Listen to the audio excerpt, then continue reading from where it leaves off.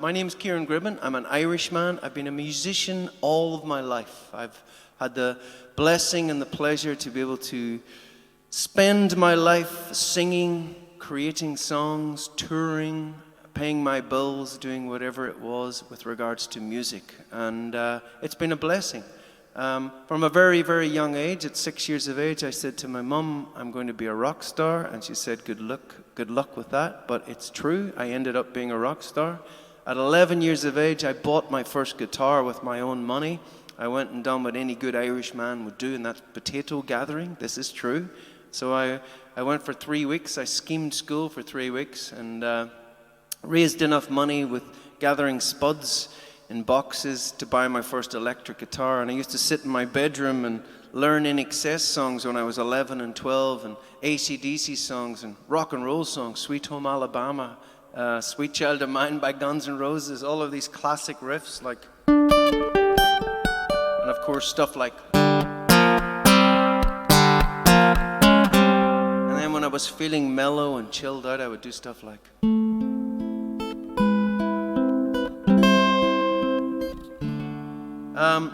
but I always dreamt of writing songs, so at a very, very young age, I wrote my first song around maybe 6 or 7 years of age as well.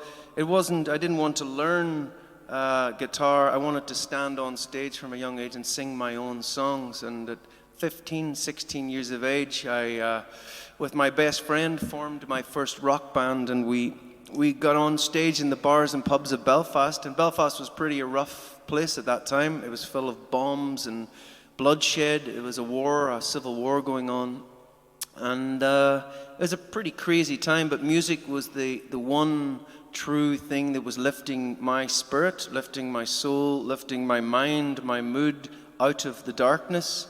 And, I just knew that if I focused on this positivity with music, it could raise me out of this place that I lived in Belfast. But I got a lot of education in those bars of Belfast, and many times I feared for my life. I could tell you many stories. One in particular I'll tell you now, of standing on stage and masked men, terrorists and balaclavas marched into the room as I'm standing on this stage like this, and I had two beautiful girls beside me, one on my right and left, and my best friend Paul on drums.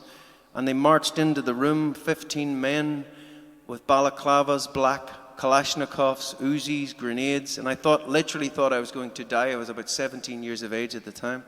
And the guy, thankfully they weren't there to shoot anyone, they were just there to read a statement out from the loyalist prisoners.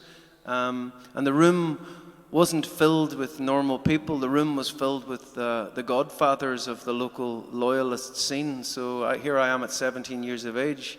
And he took the microphone from me just to read a statement. And when he was finished reading the statement in his balaclava, he handed the microphone back to me and he said, "Sing you wee shit." And it was a defining moment in my life. I remember thinking to myself, well, I either run a mile at this point and never stand on stage again, or I just sing. So I turned around to my best friend Paul and goes, let's do this. And we sang "You're Simply the Best" by Tina Turner. And the floor just filled up. And it was instantly that I realized then even the most darkened soul can be raised by a darkened heart. And I was playing to a room full of people who had dark hearts that were born in violence and bloodshed. And the dance floor filled up in front of me. And we played songs like party songs like YMCA. And I never stopped. Since that moment there, I knew the power of music, and I never stopped singing since that moment. But after about 10 years of the pubs in Belfast, I dreamt of doing better things. So I was always writing songs and recording songs and dreaming big, dreaming that someday that I would walk on these great stages with great bands and sing these amazing songs and have thousands of people in front of me. I always had that dream. But it wasn't until 30 years of age, after maybe 15 solid years of performing in the pubs of Belfast and London and Dublin and Derry and toured across Europe, but I got my first break around the 30 years of age mark. And that song, I wrote a song with a DJ called Paul Oakenfold, and he happened to be friends with a lady called Madonna. And you might have heard of her, the Material Girl. And it was really a godsend for me because it was the first real break. Madonna heard the songs that I was writing with Oakenfold, And she loved them, and she recorded 2 of the songs, and one of them went on to be a #1 single in 14 countries, a song called Celebration, and it got Grammy-nominated, and my life changed forever after that. For the first time ever in my life, instead of me knocking the doors and lifting the phones and saying, please, can I have the gig, or can I get on that festival, or can I write a song for this or that, the phone started ringing, and I started writing music for movie soundtracks, and got to work with people like Al Pacino in movies and a lot of sort of different movie superstars, and worked on a movie soundtrack called Killing Bono, which of U2 fame, and worked with the boys from U2. So that was a great, amazing time for me as a young artist. But I'd sort of given up at 35 that it was those rock and roll dreams. I was like, well, I'm getting married and I'm settling down and I'm going to have babies. And so I thought, well, I'm never going to get a chance to be a rock star anymore. And then out of the blue, I got offered to go and do a tour in Australia. So I'm in Ireland at this stage with my wife, and I go down under for the very first time, and I do gigs in Perth and Melbourne and Sydney. And after a period of touring in Australia, at a party one night, just being in the right place at the right time in Sydney, I met the keyboard player from INXS, Andrew Farris. And after about 3 nights of socializing with Andrew Farris, of loads of rock and roll stories and alcohol and smoking stuff we shouldn't have been smoking, it was a lot of fun. The acoustic guitar came out around a table about 2 o'clock in the morning, and there was about a dozen people sitting at this table, and we'd been partying all night.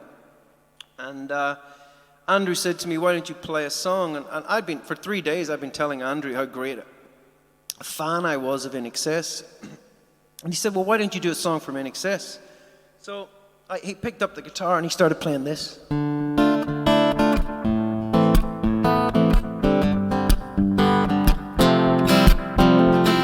Now, I always loved this INXS song. Our veils are misty, streets are blue. How many looks that should have had, and all that exists, ooh, but none has your beauty. I see your face, and I will survive. You mystify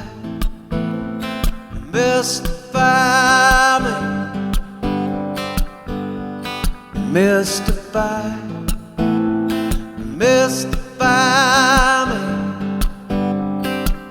That's a little bit of Mystify. And I have a very distinct memory of as a young musician sitting in my mum's living room watching INXS live at Wembley Stadium in London.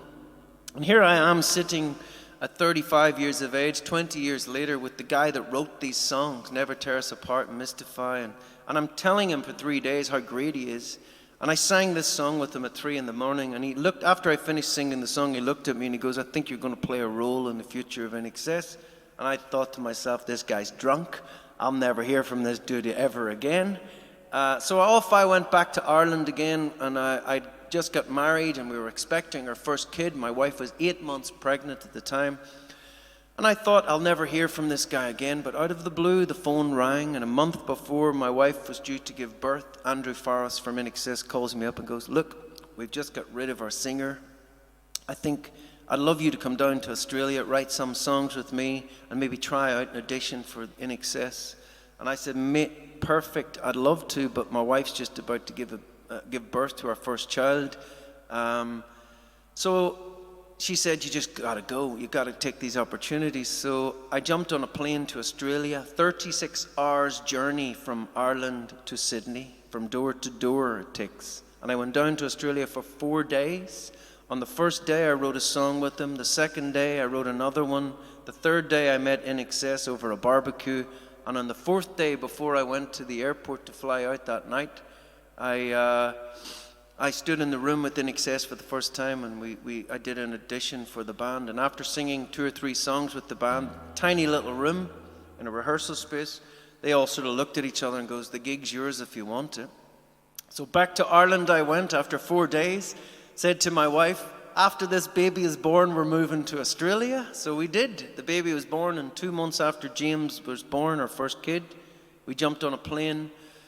And 3 months later, I was standing on stage. We'd moved to Australia with our family, and 3 months later, I was standing in front of 30,000 people in Buenos Aires. And I am if anyone says that dreams come true if you stay at them long enough, well, I am that story. I never gave up on the dream, and I'm now currently living in Australia 10 years and had a wonderful life, and got to stand on stage and watch 10,000 people jump up and down when you do that. That's